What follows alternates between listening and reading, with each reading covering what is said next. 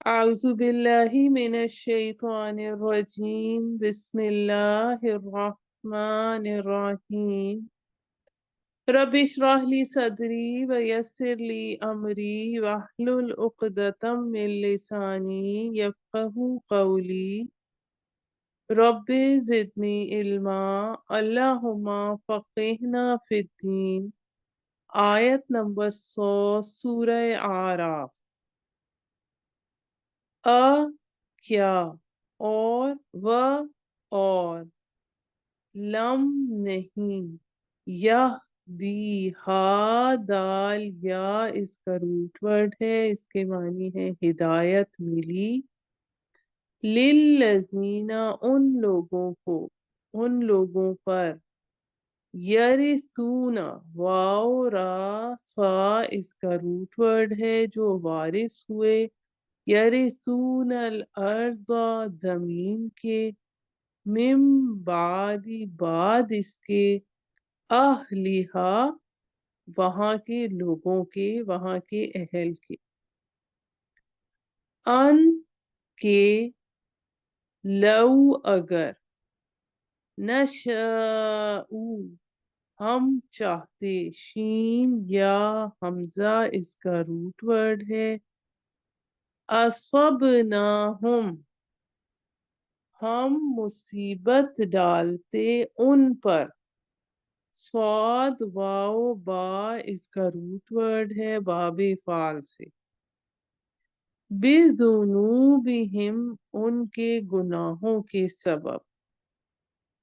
وَنَتْبَعُ طا با عین اس کا روٹ ورڈ ہے،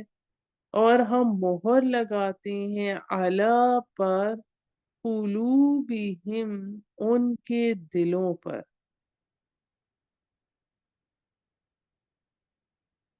فہم پس وہ سب لا یسمعون نہیں سنتے، سین میم عین اس کا روٹ ورڈ ہے، تل کا یہ تلکل قرا بستیاں ہیں، قاف را واو قرا کا روٹ ورڈ ہے جمع مکسر ہے یہ،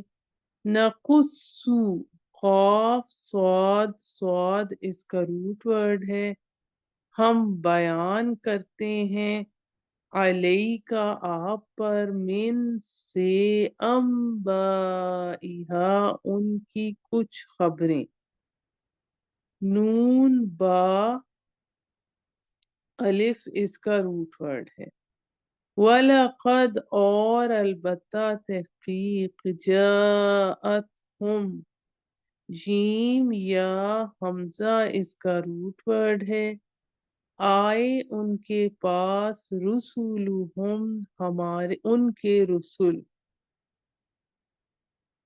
بالبینات نشانیاں لے کر، جمع ہے یہ بینات بینہ کی، فما پس نہ، کانو وہ تھے، لیؤمنو کے ایمان لائیں، الف میم نون اس کا روٹ ورڈ ہے، بما بوجہ اس کے، جو اس پر جو، کذبو وہ جھٹلا چکے، کاف زال با اس کا روٹ ورڈ ہے باب تفعیل سے ہے، من قبل اس سے پہلے، کذالک اسی طرح، یطبع مہر کر دیتا ہے، طا عین اس کا روٹ ورڈ ہے، یطبع اللہ اللہ علی پر، قلوب دلوں پر، کافرین کافروں کے، وما اور نہ، وجدنا پایا، واو جیم دال اس کا روٹ ورڈ ہے، ہم نے پایا، لِأَكْثَرِهِمْ اکثر کو ان میں سے، من احدن ان میں اکثر میں ان میں سے، احدن عہد کا پاس، احد جو ہے یہ عہدن جو ہے یہ مصدر ہے. وَإِنْ اور در حقیقت وجدنا ہم نے پایا اکثرہم اکثر ان میں سے لفاسقین البتہ نافرمان ہے.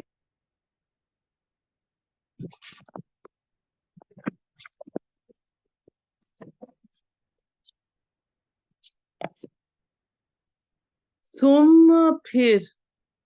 بعثنا با عین سا اس کا روٹ ورڈ ہے ہم نے بھیجا من بعدہم ان کے بعد موسیٰ موسیٰ علیہ السلام کو بآیاتنا اپنی نشانیاں دے کر الی طرف فرعون فرعون کے و ملئہ اور اس کے سرداروں کے. ملئہ کا روٹ ورڈ ہے میم لام حمزہ. فظلموا پس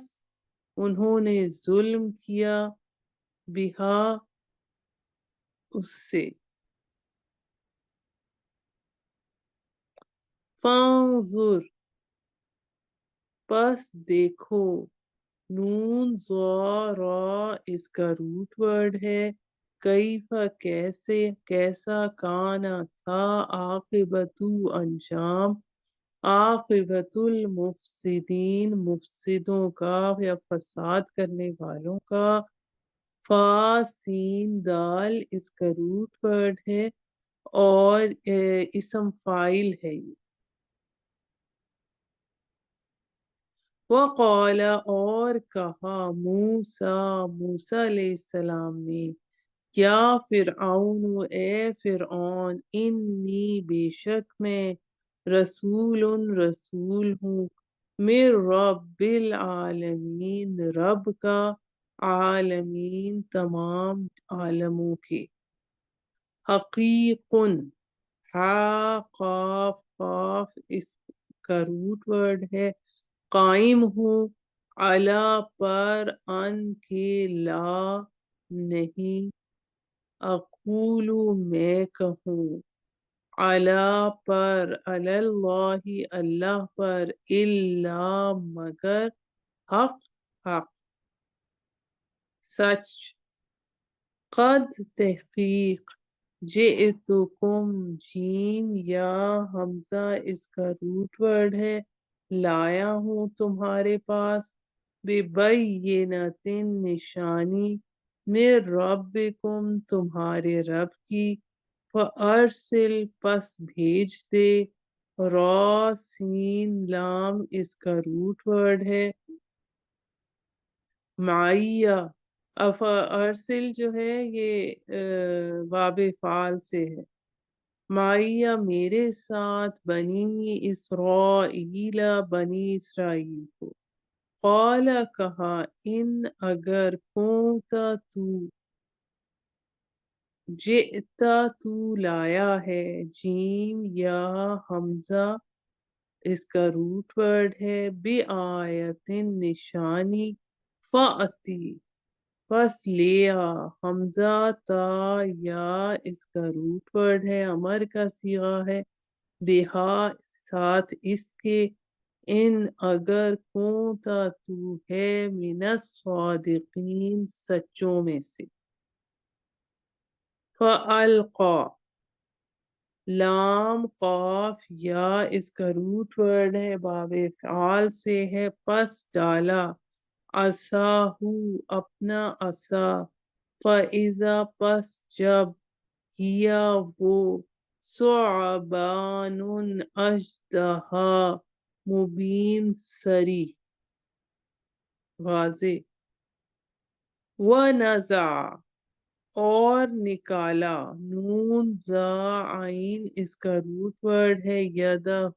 اس کا ہاتھ. فاذا پس جب ہیا وہ بیضاء سفید للناظرین دیکھنے والوں کو नून ज़ा रा इसका रूट वर्ड है, इसम फाइल है ये। अब हम इसका बामुहावरा तर्जुमा और तफसीर शुरू करते हैं।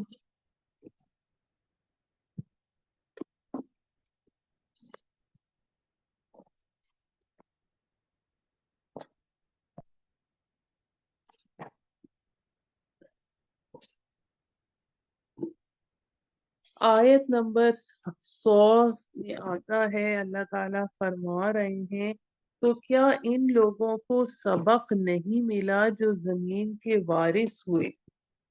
इसके पहले रहने वालों के हलाक होने के बाद, कि अगर हम चाहें तो इनको भी पकड़ लें इनके गुनाहों की पादाश में। यानी क्या बाद में आने वाले लोगों ने अपनी पिछली कौमों की तबाही से कोई सबक नहीं हासिल किया? कौम आद ने क्यों कोई सबक नहीं सीखा कौम नूह के अजाब से? कौम समूद ने क्यों कोई इबरत नहीं पकड़ी कौम आद की बर्बादी से? कौम शुएब ने क्यों नहीं नसीहत हासिल नहीं की कौम लूत के अंजाम से? और हम उनके दिलों पर मोहर कर दिया करते हैं, फिर वो कुछ सुनते ही नहीं।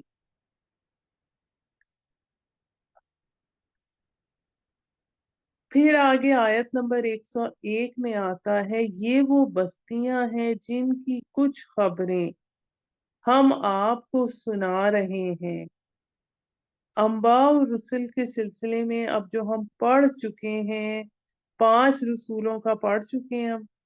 जिसमें हजरत नूह अलैहिस्सलाम, हजरत हूद अलैहिस्सलाम, हजरत सालेह, हजरत लूत, हजरत शुएब अलैहिस्सलाम का जिक्र हो चुका है। अब आगे हमारे पास आ रहा है हजरत मूसा अलैहिस्सलाम का जिक्र। और उनके पास उनके रसूल आए रोशन निशानियों के साथ, तो वो नहीं थे ईमान लाने वाले इस पर जिसका उन्होंने पहले इनकार कर दिया था। यानी जिसे ईमान लाना होता है वो जैसे ही हक मुनकशिफ होता है उसे कबूल कर लेता है, और जिसे कबूल नहीं करना होता उसके लिए नसीहतें हों या दलीलें हों या निशानियां हों या मौजे हों, सब के सब बेअसर हो जाते हैं। यही नुक्ता हम इससे पहले पढ़ चुके हैं सूरह अनाम की आयत नंबर 110 में, जहाँ पे आता है वह नुक़ल्लिबु अफ़इदतहुम व अबसारहुम कमा लम युमिनु बिही अव्वल मर्रा। यानी हम उनके दिलों उनकी निगाहों को उलट देते हैं जैसे कि वो पहली मर्तबा ईमान नहीं लाए थे। इस तरह अल्लाह मोहर कर दिया करता है काफिरों के दिलों में, और हमने उनमें से अक्सर में अहद की पासदारी नहीं पाई। यानी दुनिया में जब भी कोई कौम उभरी, अपने रसूल के सहारे उभरी, हर कौम के इल्मी और इखलाकी विस्ते का गालिब हिस्सा अपने रसूल की तालीमात और वसीयतों पर मुश्तमिल रहा। इसी तरह हर रसूल ने अपने पैराकारों से कुछ अहद लिए, मीसाक लिए, लेकिन लोगों ने से अक्सरियत ने इसकी अहद की पासदारी नहीं की। ये जो अहद की बात यहाँ पर आ रही है, इसकी अभी हम थोड़ी आगे जाके और डिटेल पढ़ते हैं, इसकी और राय भी पाई जाती है। और हमने उनकी अक्सरियत को फासिक ही पाया। अच्छा, अब यहाँ तक हमने पढ़ लिया जो बाकी रसूलों का जिक्र था। अब जो हजरत मूसा का जिक्र आ रहा है,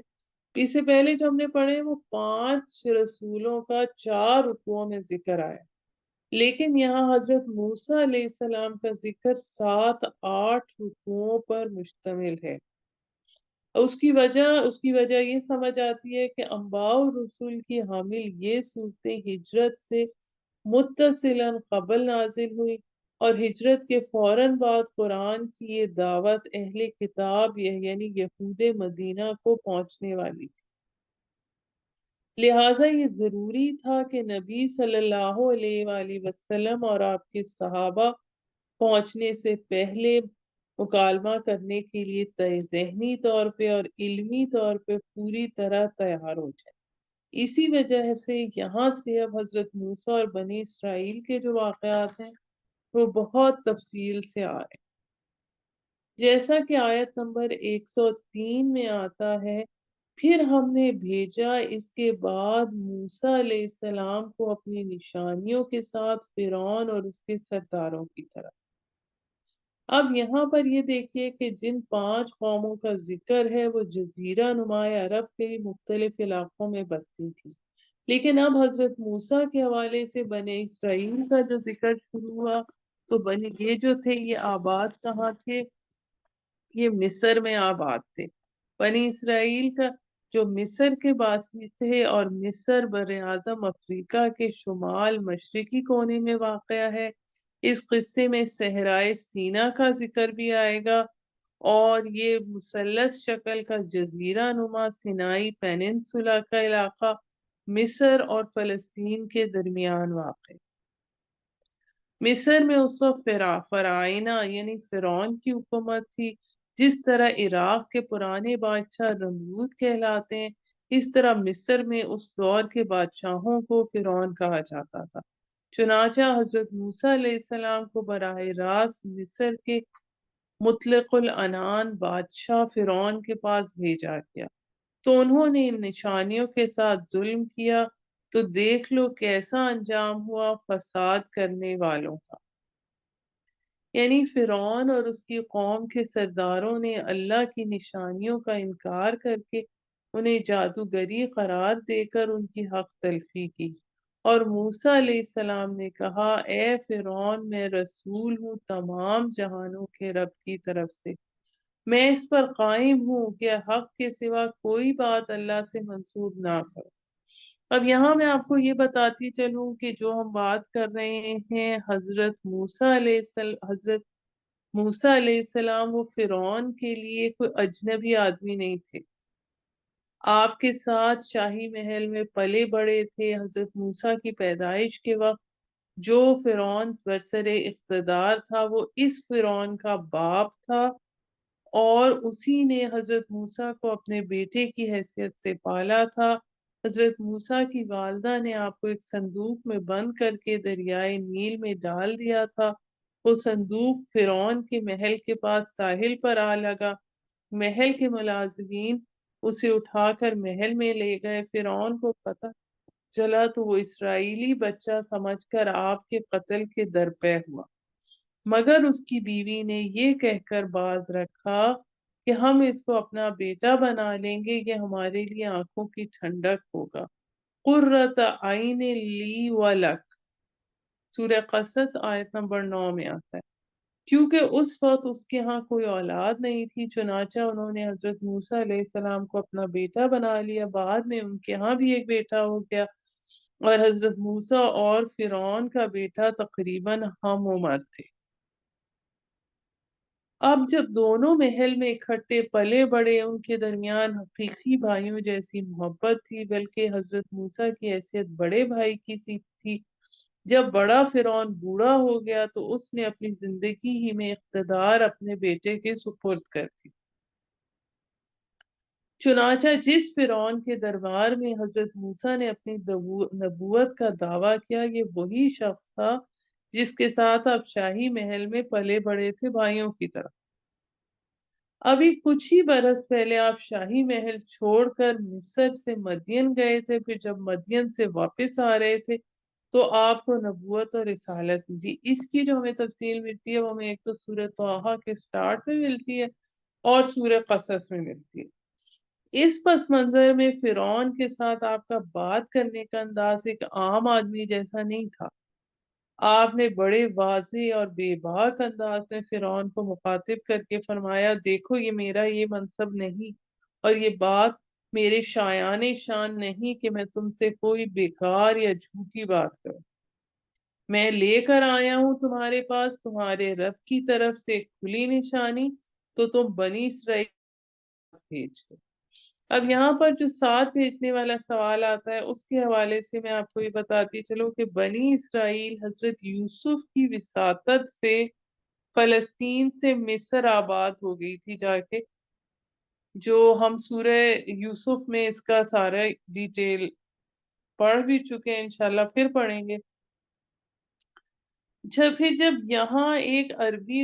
یہاں پر ایک عربی نسل خاندان کی حکومت تھی۔ اس خاندان کے بادشاہ چرواہے بادشاہ یعنی ہکسوس کنگز کہلاتے تھے۔ ان کے دور حکومت میں حضرت یوسف علیہ السلام کے احترام کی وجہ سے بنی اسرائیل کو معاشرے میں خصوصی مقام حاصل رہا۔ وہ صدیوں تک عیش و عشرت کی زندگی گزارتے رہے۔ اس کے بعد کسی دور میں مصر کے اندر قوم پرست عناصر کے زیر اثر انقلاب آ گیا۔ اس انقلاب کے نتیجے میں حکمران خاندان کو ملک بدر کر دیا گیا اور پھر یہاں قبطی قوم کی حکومت قائم ہو گئی۔ یہ لوگ مصر کے اصلی بادشاہ تھے، اصلی باشندے تھے، اور بنی اسرائیل کے لیے یہ تبدیلی بہت بری ثابت ہوئی۔ سابق شاہی خاندان کے چہیتے ہونے کی وجہ سے وہ قبطی حکومت کے زیر اطاع آ گئے اور ان کی حیثیت اور زندگی بتدریج پس سے پس اور سخت سے سخت ہوتی چلی گئی۔ حضرت موسیٰ کی بعثت کے زمانے میں یہ لوگ مصر میں غلامانہ زندگی گزار رہے تھے، بلکہ فرعون کی طرف سے آئے روز ان پر مظالم ڈھائے جاتے تھے، اور یہ وہ حالات تھے کہ جن میں حضرت موسیٰ کو مبعوث کیا گیا تاکہ وہ بنی اسرائیل کو فرعون کی غلامی سے نجات دلا کر واپس لے آئیں۔ چنانچہ حضرت موسیٰ نے فرعون سے مطالبہ کیا کہ بنی اسرائیل کو میرے ساتھ جانے دیا جائے۔ پھر اس کے جواب میں جو ہمارے پاس آیت نمبر 106 میں آتا ہے کہ اس فرعون نے کہا، اچھا اگر تم واقعی کوئی نشانی لے کر آئے ہو تو اسے پیش کرو اگر تم دعوے میں سچے ہو۔ تو موسیٰ نے اپنا عصا پھینکا، اسی وقت وہ ایک حقیقی اژدہا بن گیا اور اپنا ہاتھ گریبان سے نکالا تو اچانک وہ تھا دیکھنے والوں کے لیے سفید چمکدار۔ 1 منٹ ہولڈ کیجیے گا۔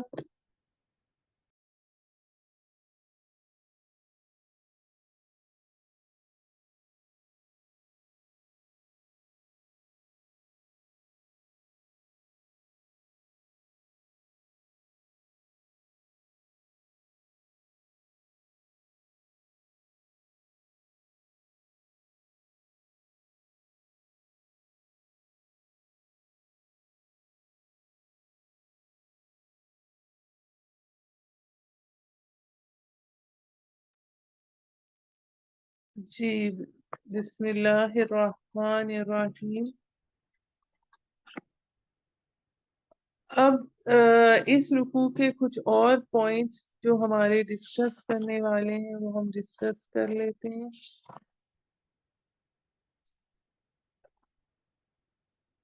اب اس رکوع کی جو شروع کی آیات ہیں ان میں پچھلی قوموں کے جو واقعات تھے، حالات تھے، انہیں سنا کر موجودہ جو اقوام ہیں ان کو یہ بتلانا مقصود ہے کہ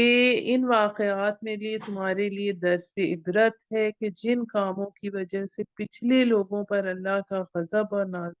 غصہ عذاب نازل ہوا ان کے پاس نہ جائیں، اور جن کاموں کی وجہ سے انبیاء اور ان کے متبعین کو کامیابی ہوئی ان کو اختیار کریں۔ اب ہمارے پاس یہ جو اس کی پہلی آیت ہے اس میں ہدا یہدی کے معنی نشاندہی کرنے اور بتلانے کے آتے ہیں۔ اس جگہ ہمارے پاس یہ وہ واقعات بتائے گئے کہ موجودہ زمانے کے لوگ جو پچھلی قوموں کے ہلاک ہونے کے بعد ان کے زمین و مکان کے وارث بنے یا آئندہ بنیں گے، ان کو پچھلے واقعات نے یہ کیوں نہیں بتایا کہ کفر اور انکار اور احکام خداوندی کی خلاف ورزی کے نتیجے میں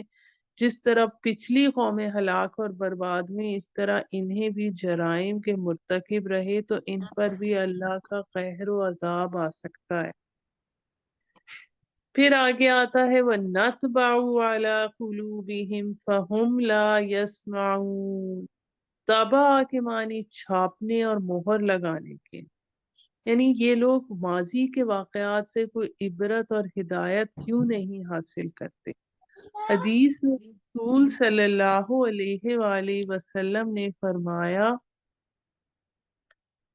جب کوئی انسان پہلے پہل گناہ کرتا ہے تو اس کے قلب پر ایک نقطہ سیاہی کا لگ جاتا ہے، دوسرا گناہ کرتا ہے تو دوسرا، تیسرا گناہ کرتا ہے تو تیسرا نقطہ لگ جاتا ہے، یہاں تک کہ اگر وہ برابر گناہ میں بڑھتا گیا، توبہ نہ کی، تو یہ سیاہی کے نقطے اس کے سارے دل کو گھیر لیتے ہیں، اور انسان کے دل میں اللہ نے جو فطری مادہ بھلے برے کی پہچان کا رکھا ہے وہ فنا یا مغلوب ہو جاتا ہے، اور اس کا نتیجہ یہ ہوتا ہے کہ وہ اچھی چیز کو برا اور بری چیز کو اچھا، مفید کو مضر اور مضر کو مفید خیال رکھتا ہے، خیال کرنے لگتا ہے۔ اسی چیز کو قرآن میں رانا یعنی قلب کے زنگ سے تعبیر فرمایا۔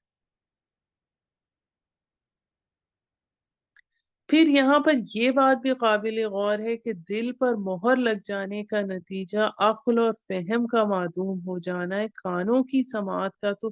اس پر کوئی اثر عادتاً نہیں ہوا کرتا، تو اس موقع پر فہم لا یفقہون فرمایا جاتا کہ وہ سمجھتے نہیں، مگر قرآن میں یہاں فہم لا یسمعون آیا ہے، یعنی وہ سنتے نہیں، یعنی اس جگہ سننے سے مراد ماننا اور اطاعت کرنا ہے، جو نتیجہ ہوتا ہے سمجھنے کا کہ دلوں پر مہر لگ جانے کے سبب وہ کسی حق بات کو ماننے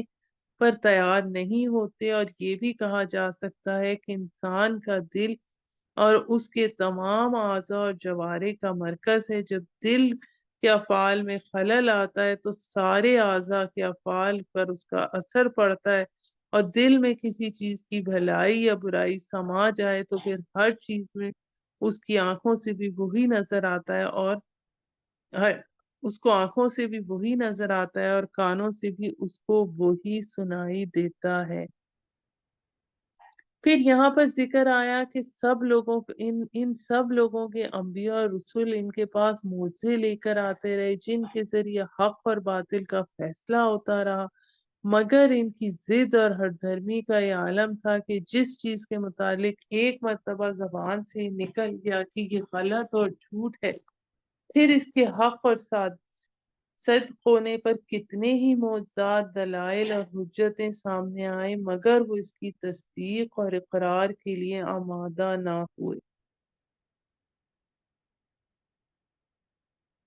معجزات تمام انبیاء اور رسول کو عطا فرمائے گئے، جن میں بعض انبیاء کے معجزات کا قرآن میں ذکر آتا ہے اور بہت سو کا نہیں آتا۔ اس سے یہ ضروری نہیں ہے کہ جو جن معجزات کا ذکر قرآن میں نہیں آیا ان قوموں پر کوئی معجزہ ثابت ہی نہیں ہوتا۔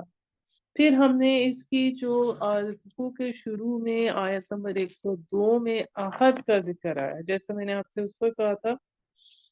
کہ اللہ تعالیٰ وما وجدنا لأکثرهم من عہد، اس میں حضرت عبداللہ بن عباس رضی اللہ تعالیٰ عنہ نے فرمایا کہ عہد سے مراد عہد الست ہے، جو ازل میں تمام مخلوقات کے پیدا کرنے سے پہلے سب کی روحوں سے فرمایا گیا، جس میں اللہ تعالیٰ نے فرمایا الستو بربکم، کیا میں تمہارا پروردگار نہیں؟ اس وقت تمام ارواح انسانی نے اقرار اور عہد کے طور پر جواب دیا بلا، یعنی ضرور آپ ہمارے رب ہیں، لیکن دنیا میں اکثر لوگ اس عہد ازل کو بھول گئے، خدا تعالیٰ کو چھوڑ کر مخلوق پرستی کی لعنت میں گرفتار ہوئے۔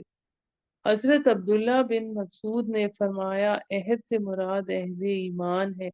جیسا کہ قرآن کریم میں فرمایا گیا اس میں عہد سے عہد ایمان اور طاعت مراد ہے، تو آیت کا مطلب یہ ہے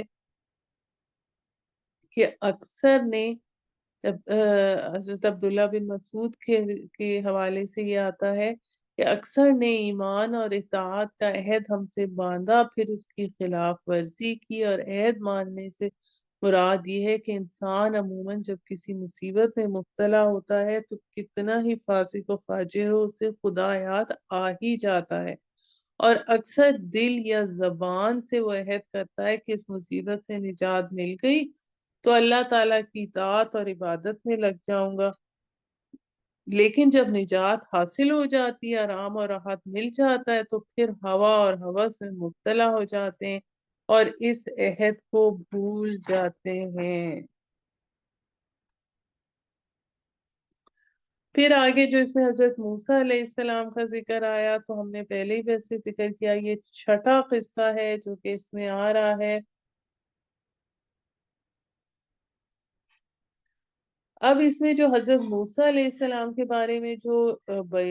نشانیاں ہیں جو آپ کو آیات دے کر بھیجا گیا، اس سے مراد تورات بھی لی جا سکتی ہے اور اس سے مراد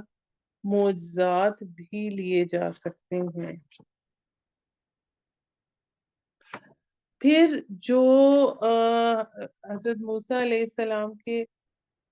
جب فرعون کے دربار میں آئے ہیں تو انہوں نے فرعون سے کہا کہ میں رب العالمین کا رسول ہوں، میرے حال اور منصب نبوت کا تقاضا یہی ہے کہ میں اللہ کی طرف سے کوئی بات بجز سچ کے منسوب نہ کروں، کیونکہ انبیاء علیہ السلام جو پیغام اللہ تعالیٰ کی طرف سے دیے جاتے ہیں ان کے پاس وہ خدائی امانت ہوتے ہیں، اس میں اپنی طرف سے کوئی کمی بیشی کرنا خیانت ہے، اور تمام انبیاء خیانت اور گھر گناہ سے پاک اور معصوم ہیں۔ اس کا حاصل یہ ہے تم لوگ میری بات اس پر اس لیے یقین کرنا چاہیے کہ میری سچائی تم سب کے سامنے ہے، میں نے نہ کبھی جھوٹ بولا ہے نہ بول سکتا ہوں، اس کے علاوہ میرے معجزات ہیں، ان سب چیزوں کا تقاضا یہ ہے کہ آپ میری بات سنیں اور مانیں، بنی اسرائیل کو مصنوعی غلامی سے نجات دے کر میرے ساتھ کر دیں۔ فرعون نے کسی بات پر نہ تو کان دھرا اور معجزہ دیکھنے کا مطالبہ کرنے لگا۔ اب جب صوبان کا جو لفظ ہم اس میں آیا ہے، صوبان بڑے اژدہے کو کہا جاتا ہے، تو حضرت ابن عباس سے منقول ہے کہ وہ جو اژدہا تھا اس نے فرعون کی طرف منہ پھیلایا تو گھبرا کر وہ تخت شاہی سے کود کر حضرت موسیٰ علیہ السلام کی اس نے پناہ لی اور دربار کے ہزاروں آدمی اس کی دہشت سے مر گئے۔ پھر ایک تو یہ معجزہ تھا صوبان مبین کا، اور دوسرا جو بیضاء للناظرین کا ہے، تو اس میں ہمارے پاس وہ نزع یدہ فإذا ہی بیضاء للناظرین، نزع کے معنی ایک چیز کو دوسری چیز میں سے کسی قدر سختی کے ساتھ نکالنے کے، تو آپ نے ہاتھ کا نکالنا چاہے گریبان کے اندر سے ہو یا بازو کے نیچے سے ہوتا ہے، اس میں دونوں باتیں مراد لی جا سکتی ہیں۔ پھر جو بیضاء کا لفظ آیا تو اس کے معنی سفید ہونے کے، لیکن یہ ہاتھ کی سفیدی کسی بیماری کے سبب نہیں تھی۔ حضرت عبداللہ بن عباس رضی اللہ تعالیٰ عنہ کی روایت سے معلوم ہوتا ہے یہ سفیدی معمولی سفیدی نہیں تھی، بلکہ اس کے ساتھ روشنی ہوتی تھی جس سے ساری فضا روشن ہو جاتی تھی۔ یعنی فرعون کے مطالبے پر حضرت موسیٰ علیہ السلام نے دو معجزے دکھائے، ایک لاٹھی کا اژدہا بن جانا، دوسرے ہاتھ کو گریبان یا بغل میں ڈال کر نکالنے سے اس میں روشنی پیدا ہونا۔ پہلا معجزہ مخالفین کو ڈرانے کے لیے اور دوسرا معجزہ ان کی ترغیب اور قریب کرنے کے لیے، جس میں اشارہ یہ تھا کہ حضرت موسیٰ علیہ السلام کی جو تعلیم ہے وہ ایک نور ہدایت ہے اور اس کا اتباع جو ہے وہ باعث فلاح ہے۔